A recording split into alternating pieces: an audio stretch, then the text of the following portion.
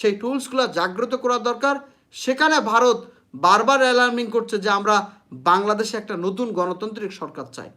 ভারতে এত এত এত দায় পড়েছে যে বাংলাদেশের সরকার গঠনের জন্য ভারতের এত দায়? বাংলাদেশের গত 55 বছরের 54 বছরের উন্নয়নের কোথাও তো ভারতের ছোপ নেই যে ভারত একটা উন্নয়ন প্রকল্প করেছে। এখানে চায়না করেছে, জাপান করেছে, আমেরিকা সাহায্য করেছে। কই আপনারা তো কিছু করেননি। আপনারা তো শুধুমাত্র বাংলাদেশ থেকে নিয়ে গিয়েছেন।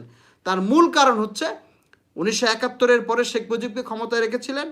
1971-এ শেখ মুজিবের পরে আপনারা ক্ষমতায় রেখেছিলেন এরশাদকে, আর এই এরশাদে চলে যাওয়ার পরে ক্ষমতায় রেখেছিলেন শেখ হাসিনাকে। এই তিনটা গভর্নমেন্ট আপনাদের জন্য নয়, পুরো বাংলাদেশের জন্য একটা কলঙ্ক।